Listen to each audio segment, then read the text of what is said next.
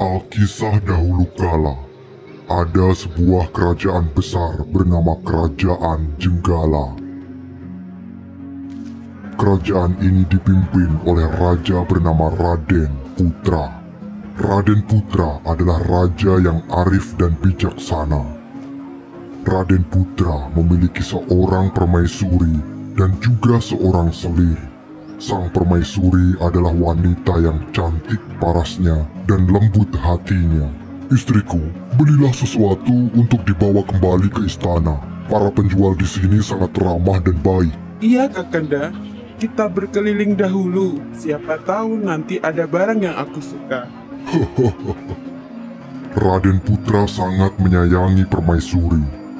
Sang selir yang memiliki sifat buruk selalu merasa iri hati dan dengki. Selalu saja permaisuri yang diperhatikan.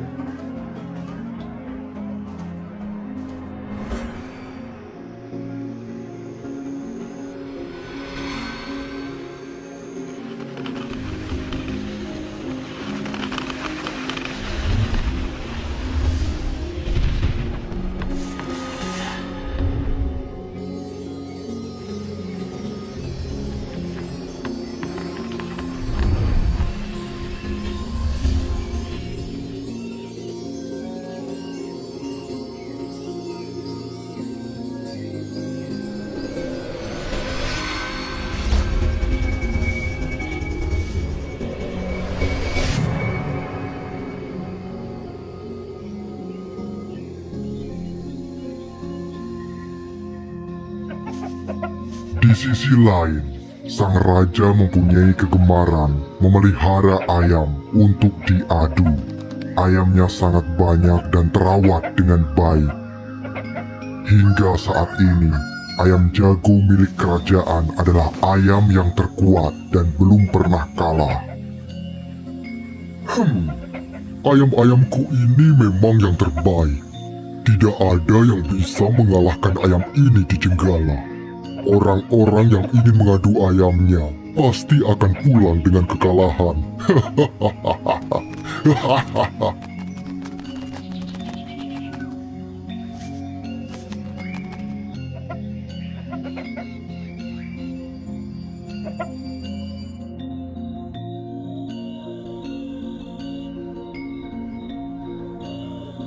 Suatu hari, sang permaisuri sangat bahagia karena mendapati dirinya hamil.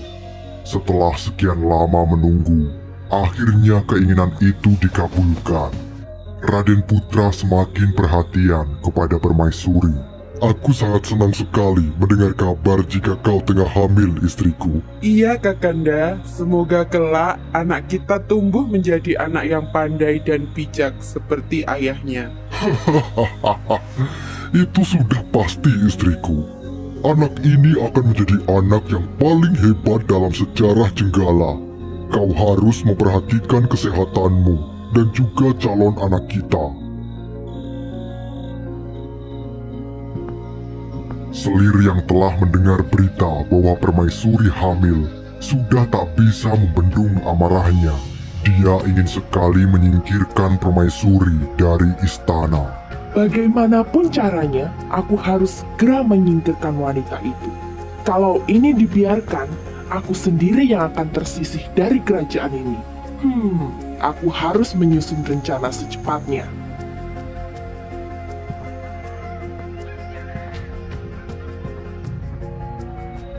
Sang selir kemudian menemui tabib istana untuk membicarakan rencana jahatnya. Hei tabib, aku berniat menyingkirkan si permaisuri itu dari istana ini. Kau harus membantuku. Aku mau saja membantumu, asalkan ada imbalannya. Tenang, akan ada imbalan harta yang banyak setelah semua selesai. Aku bisa memberi racun kepada permaisuri. Racun yang bisa membuatnya sakit parah, atau racun yang langsung membuatnya kehilangan nyawa. Tunggu dulu tabib, itu sangat beresiko. Bisa saja Raden Putra langsung curiga kepadaku. Ada cara lain yang lebih baik. Berikan aku racun dan penawarnya, lalu akan kuminum. Dengan aku terlihat sakit, maka menghasut Raden Putra akan menjadi hal yang mudah. Baik, aku ikuti rencanamu.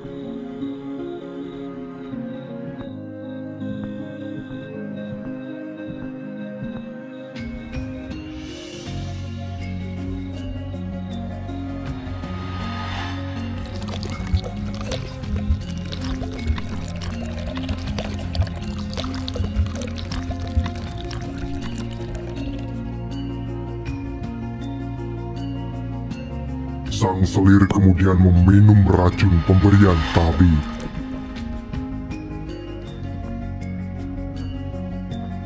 Dengan cepat, racun itu menjalar ke tubuhnya.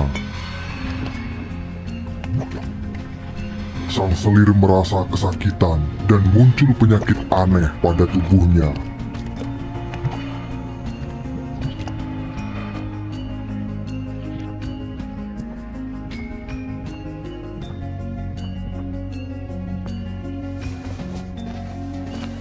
Dengan segera dia memanggil Raden Arya untuk meminta pertolongan. Kakanda, tolong!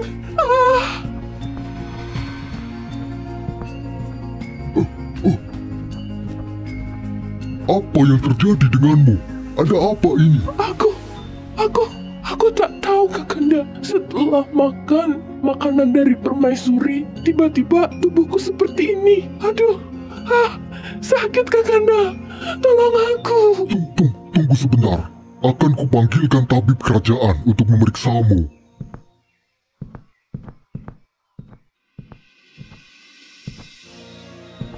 Tabib istana segera datang ke kerajaan untuk memeriksa kondisi selir Raden Putra.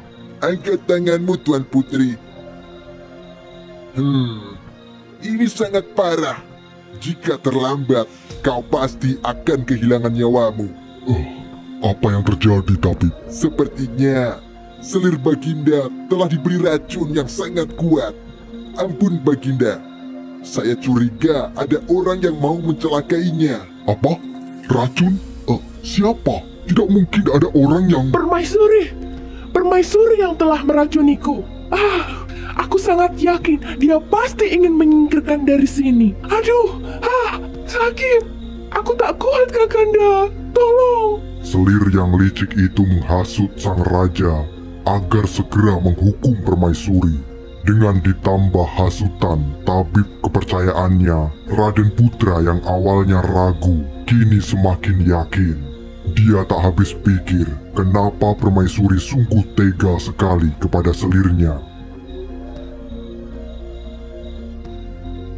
Segera sang raja mencari permaisuri. Permaisuri, di mana kau? Hei permaisuri, kau ada di mana?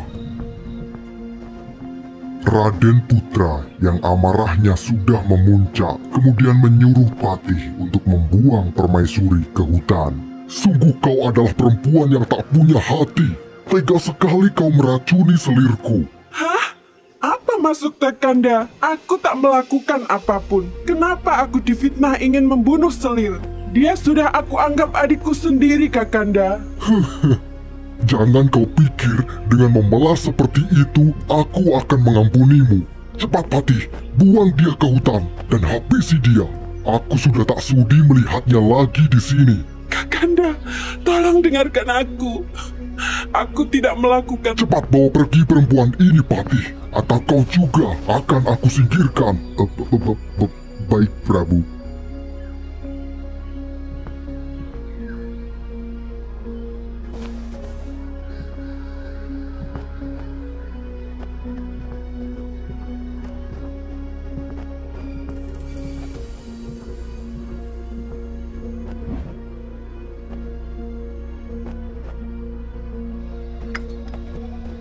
Patih Junggala tidak punya pilihan lain. Dia akhirnya membawa permaisuri yang tengah hamil itu menuju tengah hutan sesuai dengan perintah Raden Putra.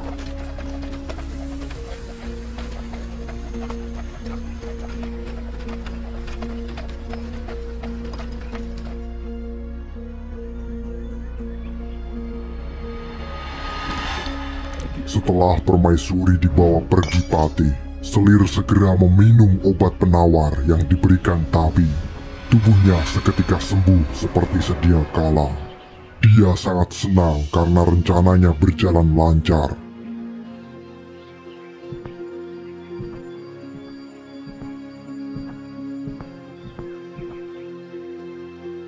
Selir kemudian menemui tabib kerajaan untuk diberi imbalan. Dia memberikan harta yang sangat banyak kepada tabib itu.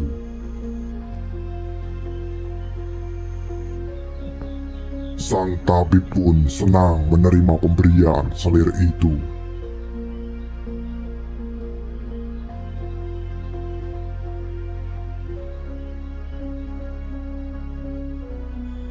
Ketika sang patih menghunuskan pedangnya, permaisuri berusaha menjelaskan apa yang sebenarnya terjadi. Dia tidak ingin bayi di kandungannya itu menanggung hal yang tidak dia lakukan. Sang patih tak tega melihat permaisuri yang terus memohon ampun. "Maafkan saya, Tuan Putri. Saya juga tak kuasa menghunuskan pedang ini kepada Tuan Putri. Saya yakin semua ini disebabkan oleh hasutan Selir." Terima kasih Patih telah memberikan kesempatan anak ini menjalani kehidupan.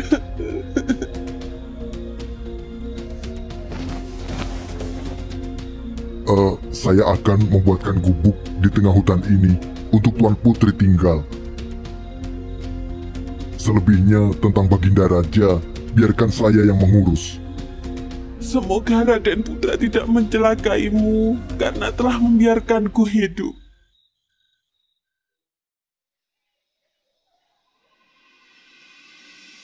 Usai membuat gubuk untuk permaisuri, sang patih kemudian meninggalkannya dan kembali ke kerajaan Jenggala.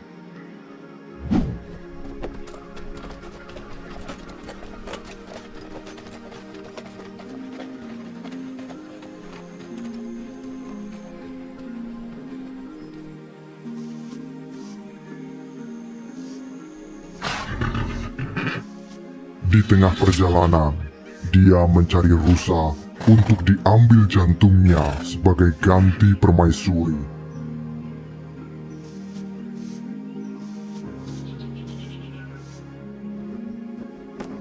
Di hadapan sang Prabu, Patih memberikan jantung itu sebagai bukti bahwa dia telah menghabisi permaisuri di hutan. Sang raja tentu saja percaya dengan apa yang dibawa Patih. Selir yang mendampingi Raden Putra pun tersenyum licik. Dia akhirnya sudah berhasil menyingkirkan perempuan yang selalu menghalangi jalannya selama ini. Waktu silih berganti, permaisuri akhirnya melahirkan bayi dalam kandungannya. Bayi laki-laki itu kemudian diberi nama Cinde Laras. Seolah tak memperdulikan keadaannya, kasih sayang permaisuri kepada Cinde Laras sangatlah besar.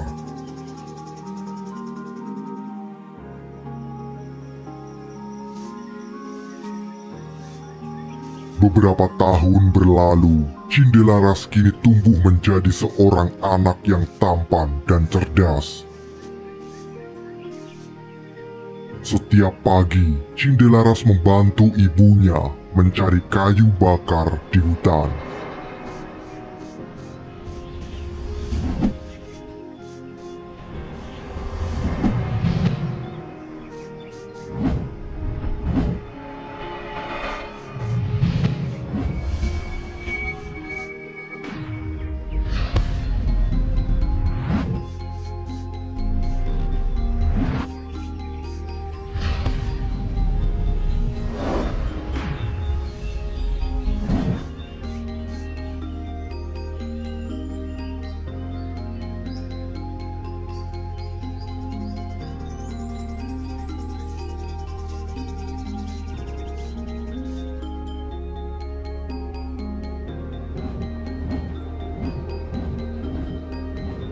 Secara kebetulan, ada seekor elang yang terbang dengan membawa telur di cengkeramannya.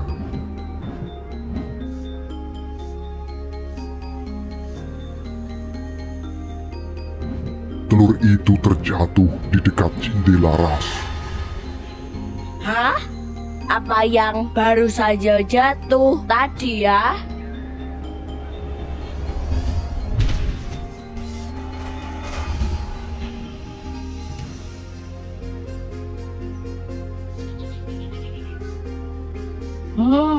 Lihat ah.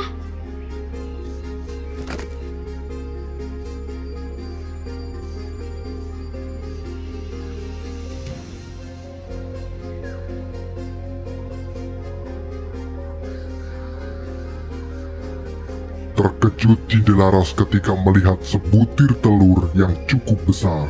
Dia tidak tahu telur hewan apakah itu.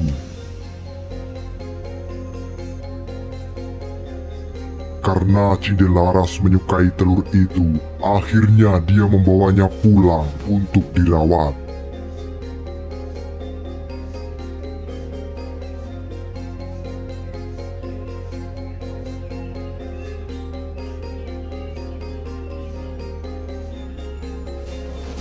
Di belakang rumahnya, Cindelaras dengan sabar merawat telur itu tanpa sepengetahuan ibunya. Setiap hari, dia menjaga telur itu dan berharap segera menetas. Sampai tiba waktunya, sebutir telur itu menetas dan muncul seekor anak ayam.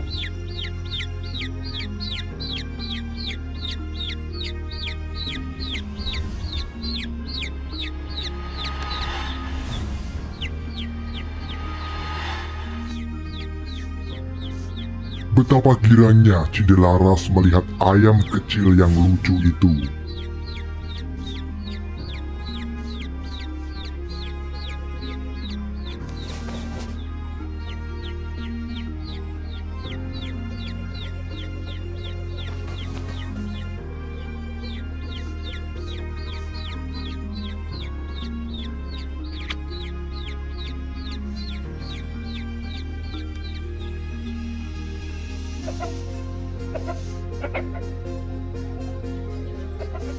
Cindelaras terus merawat ayamnya hingga menjadi seekor ayam jago yang kuat dan besar.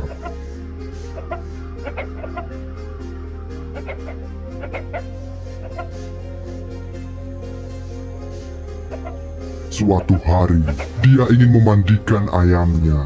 Tiba-tiba, ayam itu berkokok dengan keras serta berkata sesuatu. Tuanku bernama Cindelaras. Tinggal di tengah hutan. Dia adalah anak dari Raden Putra. Mendengar ayamnya berkokok sambil berbicara, Cindelaras terkejut. Hah? Ayamku berbicara? Apa yang kau katakan itu? Cindelaras pun melaporkan kejadian aneh itu kepada ibunya.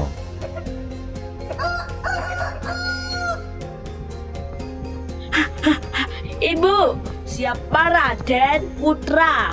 Itu ibu. Dia meminta sang ibu menjelaskan apa maksud dari perkataan ayamnya. Apakah dia ayahku? Di manakah ayahku, Ibu? Kenapa kita hanya tinggal di sini berdua saja?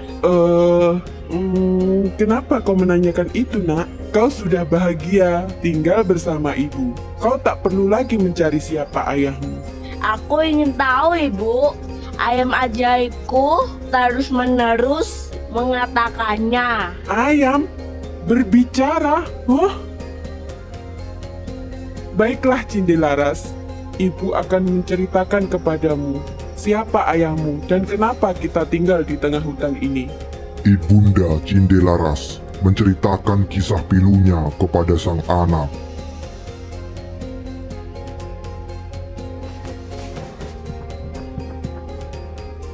Cindelaras yang mendengar cerita ibunya merasa geram dan marah. Dia ingin membalas dendam penderitaan ibunya kepada kerajaan. Namun dengan jiwa besar, sang ibu melarang anaknya untuk membalas dendam.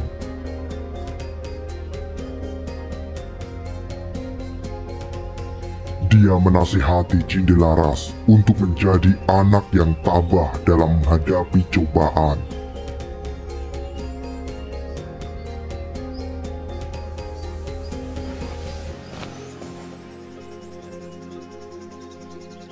Akhirnya, Cindelaras pun mengikuti kata-kata ibunya. Namun, dia tetap ingin pergi ke kerajaan untuk menemui sang raja. Dia ingin memberitahu kejahatan sang selir kepada Prabu Raden Putra. Dengan berat hati, ibunya mengizinkan Cindelaras yang masih anak-anak itu untuk pergi ke istana.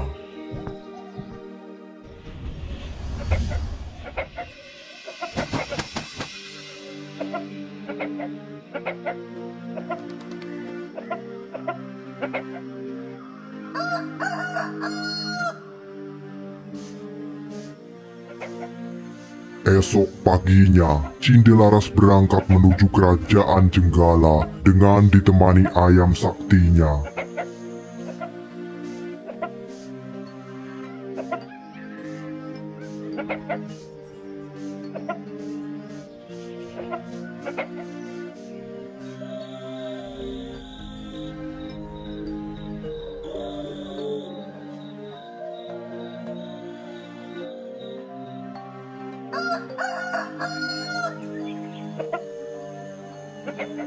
Meskipun ini adalah perjalanan pertamanya meninggalkan rumah, Cindelaras tak merasa takut. Justru dia merasa gembira karena bisa berpetualang dengan sahabatnya, si ayam jago.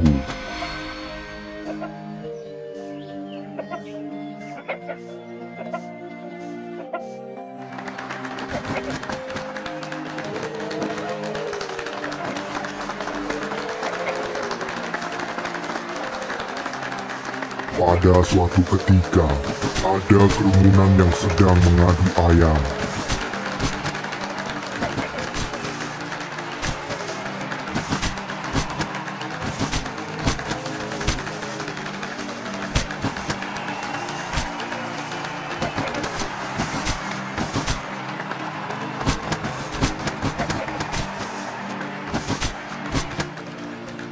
Sorak-sorai penonton terdengar nyaring dari kejauhan.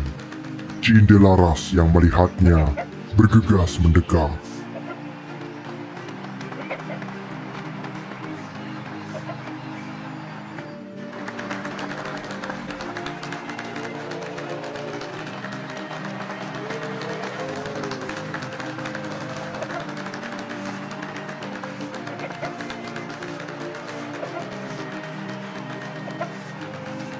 Hei anak kecil, sepertinya ayammu cukup kuat untuk diadu. Ayo kita adu ayam kita di arena pertarungan. Tapi paman, ayamku belum pernah bertarung sama sekali. Aku tak tega jika ayamku nanti terluka. Kalau begitu, pergi saja kau dari sini anak kecil. Anak ingusan sepertimu tidak pantas membawa ayam jago. Lebih baik kau sembelih saja ayammu itu untuk santapan di rumah. Mendengar hinaan itu, Cindelaras tidak terima. Dia dengan percaya diri menantang orang asing itu untuk mengadu ayam.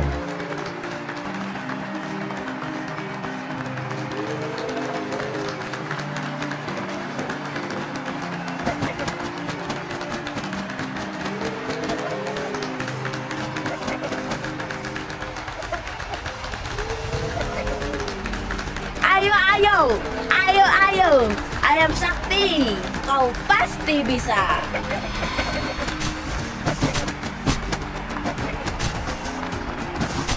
Kalahkan ayam itu. Ayo.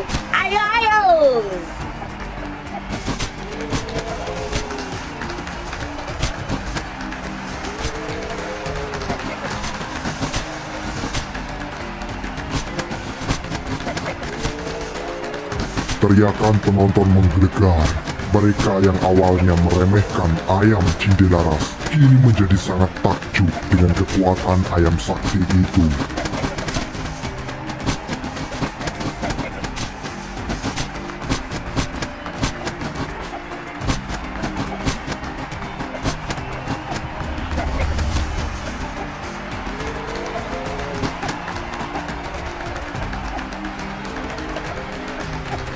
Kemenangan akhirnya didapatkan Cindelaras.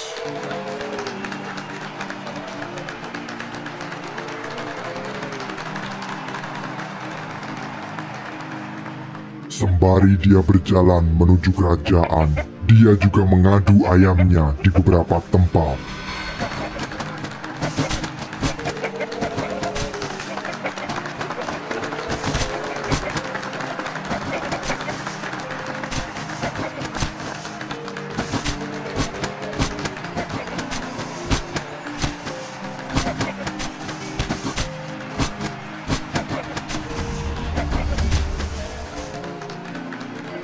Dengan cepat nama Cindelaras dikenal banyak orang. Seorang anak kecil yang mempunyai seekor ayam tangguh, pemenang setiap pertarungan.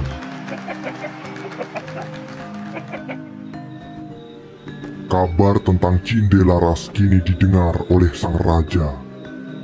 Raden Putra memerintahkan pengawal untuk memanggilnya ke istana.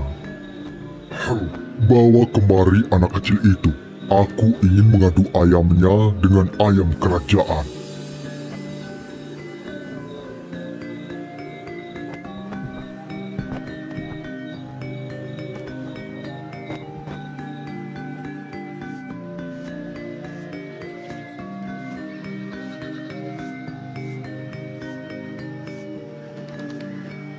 Setibanya Cindelaras dan ayam jagonya di istana Jenggala, sang raja terkejut. Meskipun peringainya seperti anak hutan, namun dia memiliki tata krama dan sopan santun layaknya seorang bangsawan. Anak kecil, aku menantangmu untuk mengadu ayam jago milikmu melawan ayam kerajaan.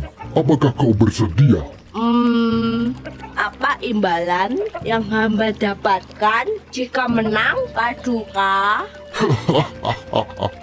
Tentu saja aku akan memberimu banyak harta.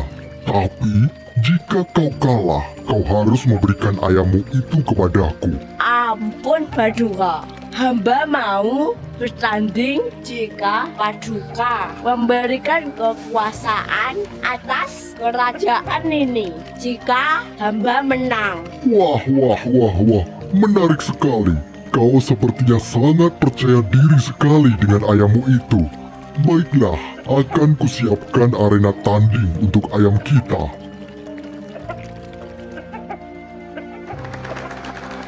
Hari pertandingan sabung ayam pun telah tiba. Banyak orang yang melihat pertandingan ini. Mereka tentu saja bertaruh kalau ayam kerajaanlah yang akan menang.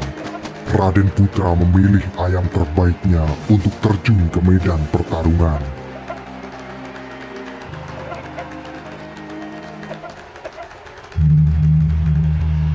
Pertandingan adu ayam Cindelaras melawan ayam kerajaan telah dimulai.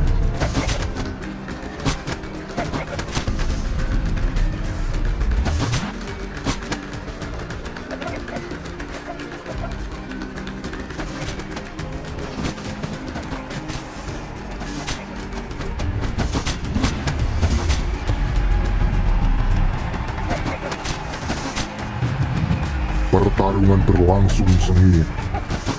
Ayo ayam sakti, kalahkan musuhmu. Tunjukkan jika kau adalah ayam terkuat di negeri ini.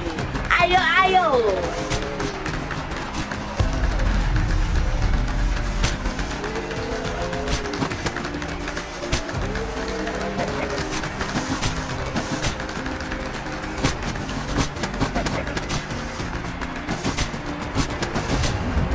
Adu ayam pun akhirnya dimenangkan oleh Cindelaras.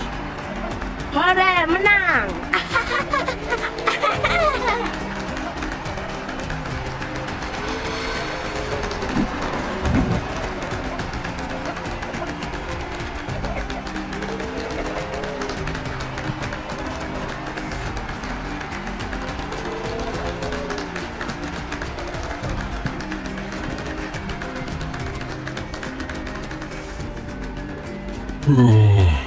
Sungguh mengecewakan. Ayam terkuatku bisa kalah dengan mudah. Aku akui, ayammu memang tangguh, anak kecil. Aku tidak akan pernah lupa dengan kekalahanku ini. Siapa namamu, anak kecil?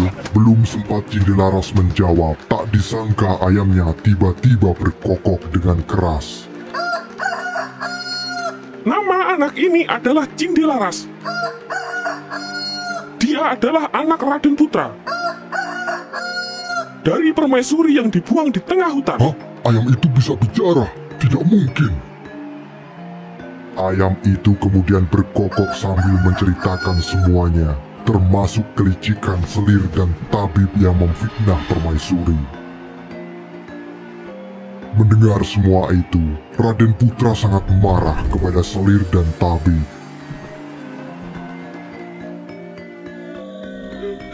Kemudian dia memberikan hukuman kepada mereka.